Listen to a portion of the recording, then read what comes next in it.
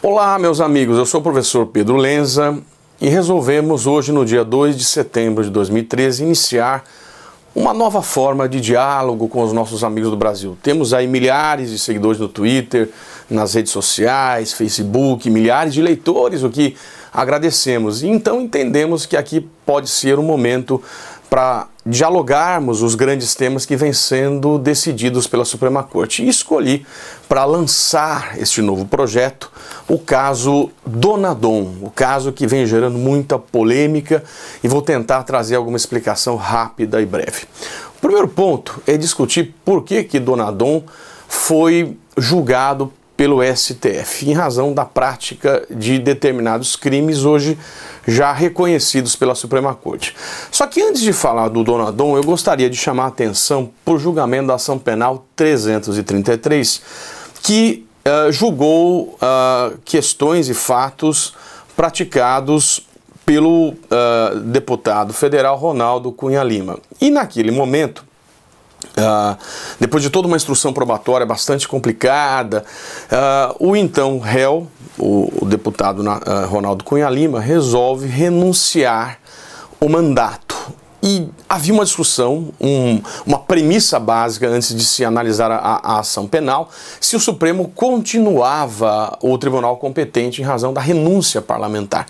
Houve um empate em 4-4 e ao final, por 7-4, entendeu o Supremo que a renúncia do mandato parlamentar significava a perda da prerrogativa de foro e, portanto, determinou o encaminhamento dos autos para o tribunal do júri em razão de se tratar de uma tentativa de homicídio. Uma situação bastante complicada, porque esta renúncia ocorreu depois de já desenvolvido diversos atos processuais.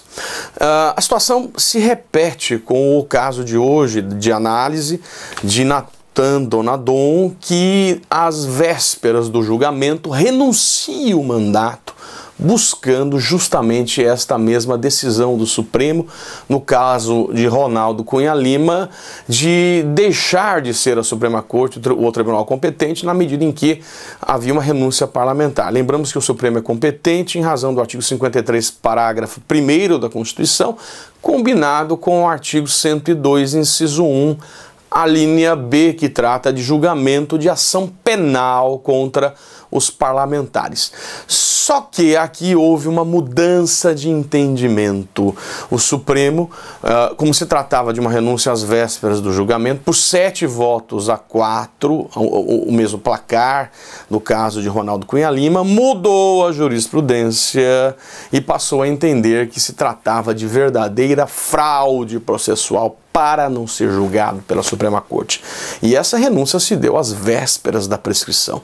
E a Suprema Corte mantém a competência por 7-4, mesmo havendo renúncia do mandato, o que me parece uma grande vitória, essa mudança de jurisprudência. E, portanto, é por esse motivo que a Suprema Corte julgou o Natan Donadon por prática de determinados fatos delituosos.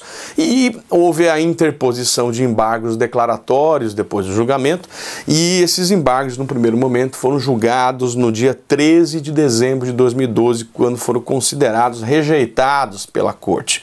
Houve a interposição de segundos embargos declaratórios. Esses segundos embargos declaratórios foram julgados no dia 26 de agosto de 2013 e não foram conhecidos. E, portanto, no dia 26 de agosto de 2013, entendeu a Corte que havia transitado em julgado a ação penal condenatória. E peço licença para ler em notícias do STF o entendimento da Corte, por maioria de votos, determinou no dia 26 de agosto de 2013 o não conhecimento do segundo recurso dos embargos de declaração apresentados pela defesa de Natan Donadon contra a sua condenação. Com isso, os ministros do STF reconheceram o trânsito em julgado da decisão condenatória, da qual não cabe mais recurso, proferida na ação penal 396, e determinaram a expedição de mandado de prisão contra o parlamentar. Claro, ação penal condenatória transitada em julgado, como consequência a determinação da prisão, e foi recolhido preso o deputado Federal, Natan Donadon, ao presídio da Papuda, no Distrito Federal. Exatamente isso, nós estamos diante de um parlamentar presidiário, é o que aconteceu no julgamento ou como consequência dessa situação. Muito bem, diante dessa condenação, peço licença para ler em notícias do STF do dia 26 de agosto de 2013 a condenação. Natan Donadon foi condenado no dia 28/10/2010 a pena de 13 anos, 4 meses e 10 dias de reclusão, regime inicialmente fechado, além de 66 dias multa por formação de quadrilha e peculato, crimes previstos no 288 e 302 do Código Penal. Os fatos ocorreram quando Donadon exercia o cargo de diretor financeiro da Assembleia Legislativa do Estado de Rondônia e ele, juntamente com outros 7 corréus, foi denunciado por desvios de recursos daquela Casa Legislativa por meio de simulação de contrato de publicidade que deveria ser executado pela empresa tal. Muito bem, contratos esses que nunca foram implementados, e aí a condenação. Resolvido esse ponto, qual seja a condenação do deputado federal, restava analisar se ele, deputado federal, condenado, sentença irrecorrível, transitado em julgado, perderia o mandato.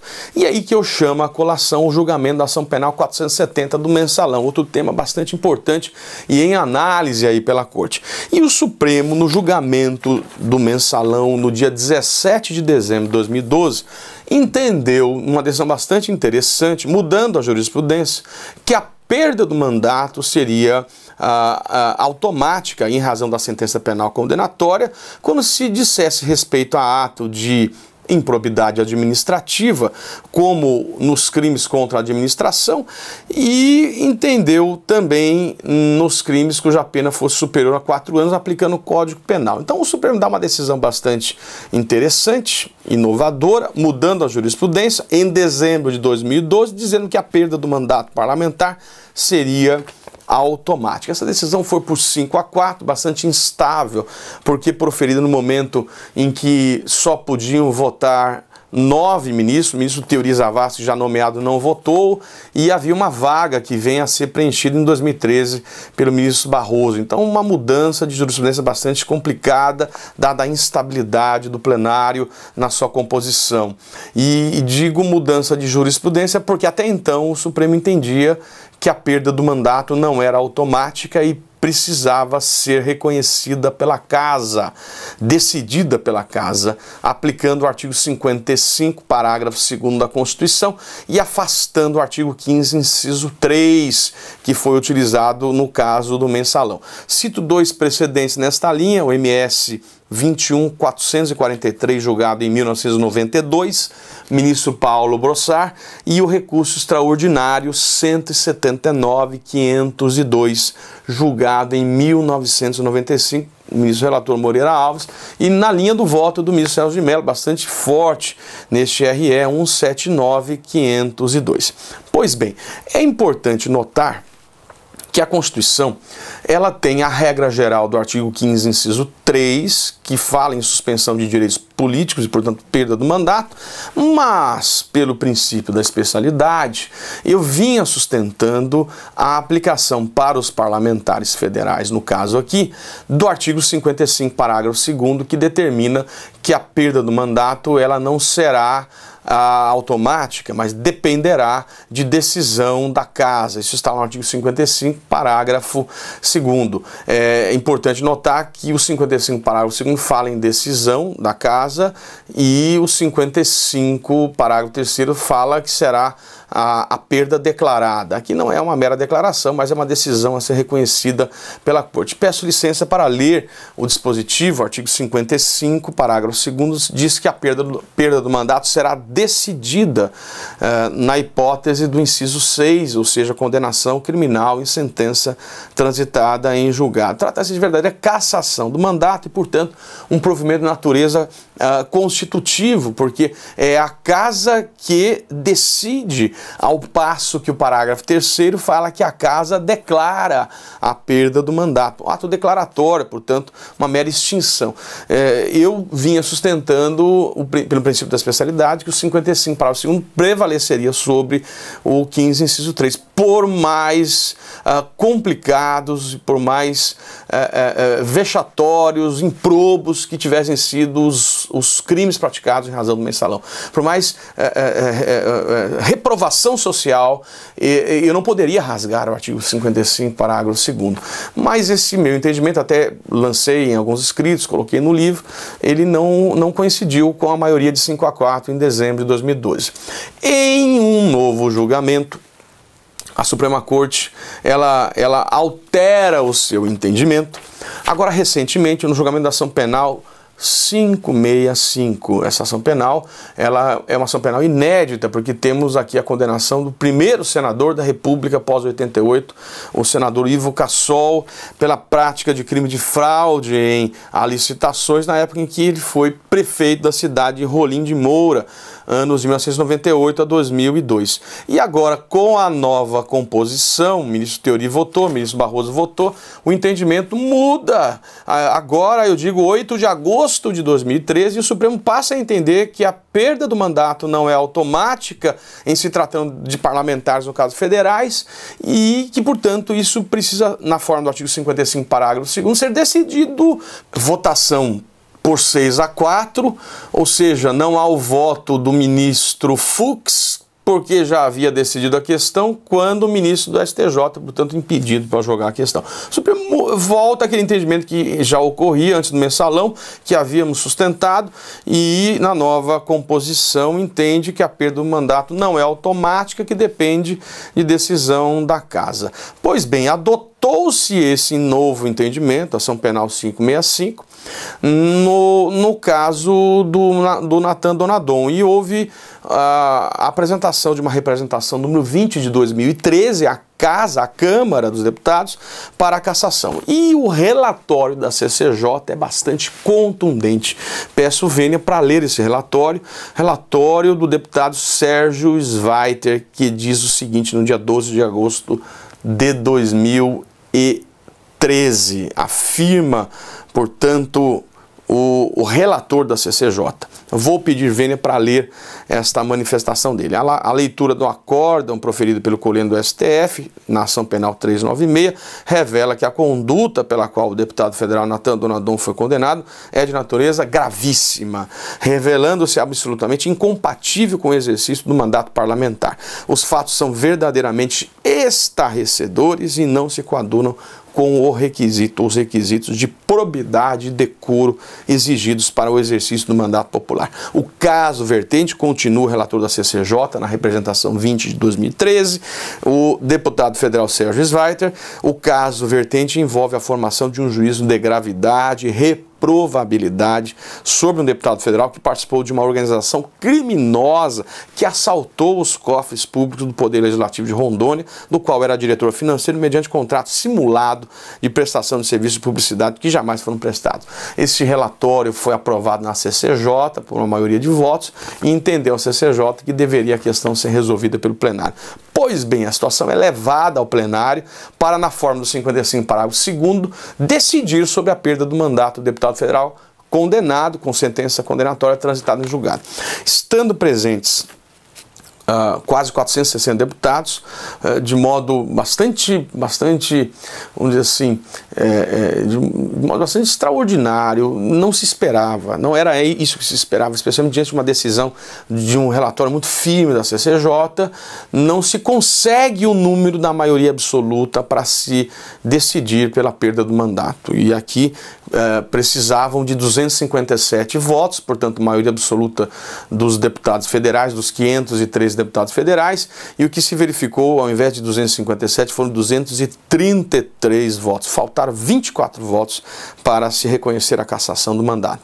133 mantiveram o mandato, 41 abstenções, totalizando 405 votos, e aqueles 460, a turma debandou, a turma começou a sair do plenário para não votar, algo realmente impressionante que não se esperava dos parlamentares que representam o povo brasileiro.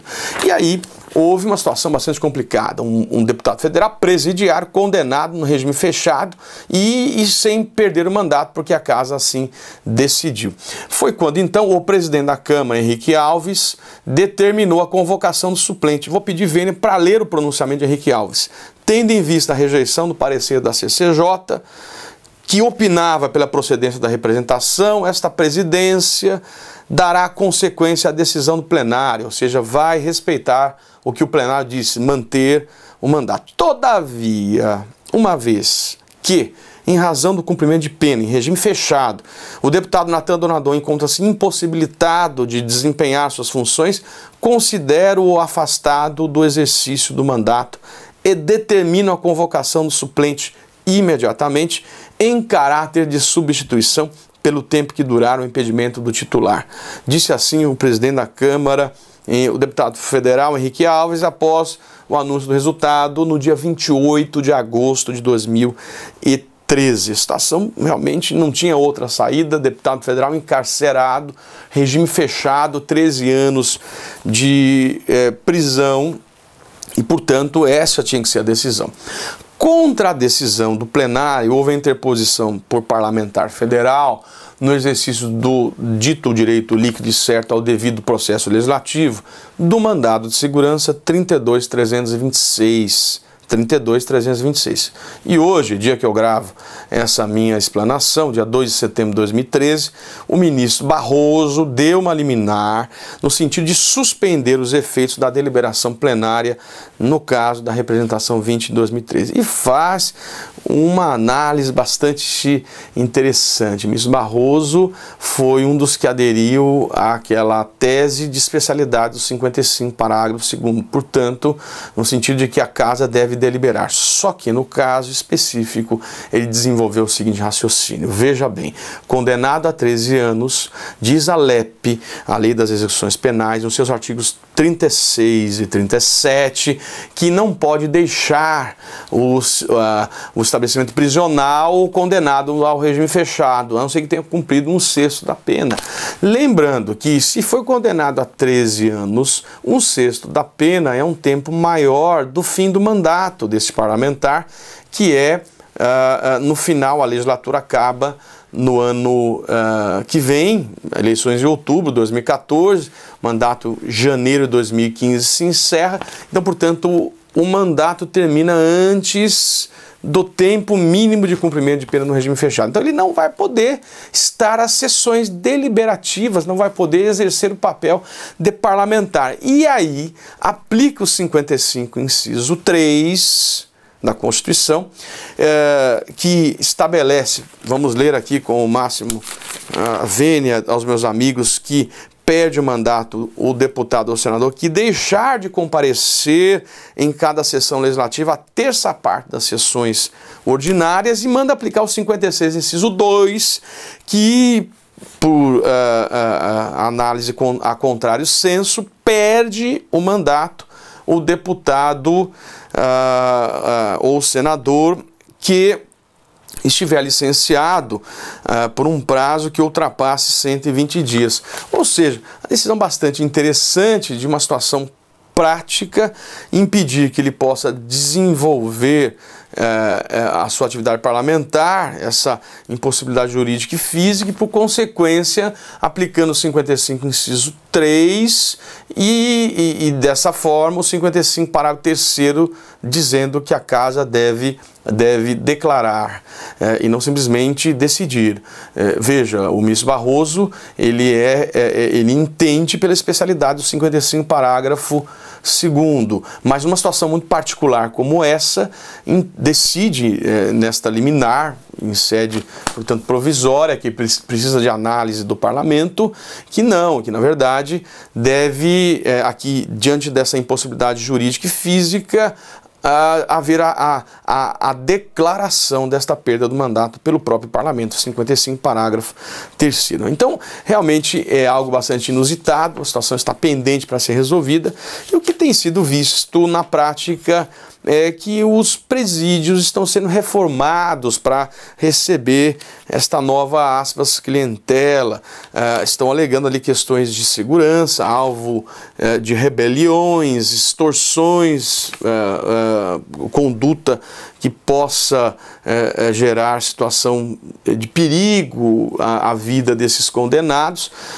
Parlamentares não têm nenhuma prerrogativa depois de transitado em julgado, deve ser tratado como qualquer um, mas pode o diretor prisional, o próprio juiz das execuções, verificar numa situação concreta se há risco para a própria vida deste condenado, e aí o que eles têm feito no caso de Dona Adon, separá-lo dos demais. Isso já é uma realidade quando se trata de estupradores, e temos aí uma situação nova. O mensalão, se confirmado, traz uma clientela diferente aí. Então, apenas vamos dar a notícia de hoje do Correio Brasiliense de que estão fazendo reformas nas penitenciárias. É bastante complicado, meus amigos. Mas, de toda forma, eu queria só concluir dizendo que eu sou e sempre assim me manifestei, no sentido da especialidade dos 55 parágrafo 2º na Constituição, e houve uma opção pelo próprio Constituinte, opção esta em razão inclusive de uma emenda parlamentar, na verdade a emenda número 1895, modificativa apresentada em relação ao texto da Constituinte, de autoria do Constituinte Antero de Barros, e que foi aplaudida por todos, inclusive pelo relator da Constituinte Nelson Jobim, e reconheço que aquela situação era para crimes de menor potencial ofensivo, a introdução do 55 parágrafo 2º, mas existe a literalidade explícita desse dispositivo, que parece se tratar de uma situação especial, derrogando a regra geral do artigo 15, inciso 3. E, como disse, reconhecido agora, no dia 8 de agosto de 2013, pelo Supremo, na nova composição, com o voto do ministro Teori e ministro Barroso. Então, portanto, diante dessa constatação, eu venho aqui como uma voz do gigante que explodiu nas ruas, rogar ao parlamento que aprove duas propostas de emenda. Uma básica, que é a PEC do voto aberto, ou seja, o parlamento tem que ter transparência, não tem por que se esconder, fechar e não declarar como votou o parlamento. Vocês têm que prestar aí contas para a sociedade, vocês são representantes do povo, vocês atuam em nome do povo, pelo povo e para o povo, portanto o povo tem que saber como votaram. E a outra PEC é uma PEC que modifica esse artigo 55 parágrafo 2º para que a condenação ela seja automática em relação a parlamentares, no tocante, no caso de sentença penal condenatória transitada em julgado, a crimes, no mínimo, crimes contra a administração e crimes considerados graves. Esta consequência da sentença penal condenatória, ela iria realmente atender à vontade popular. É nesse sentido que esperamos a aprovação rápida e imediata dessas duas PECs. E louvamos a decisão do presidente da Casa de não colocar em votação nenhuma representação contra eventuais condenados parlamentares, até que aprovem ou até que apreciem esta PEC do voto aberto e esta outra PEC que trata da questão da condenação. Temos aí uma situação bastante interessante e que vai envolver certamente os condenados, mensaleiros condenados. É isso, meus amigos. Agradeço a atenção de todos. Espero nessa nova perspectiva trazer vídeos de discussão, análises, o que agradeço a atenção dos meus amigos. Forte abraço e a gente se vê. Valeu.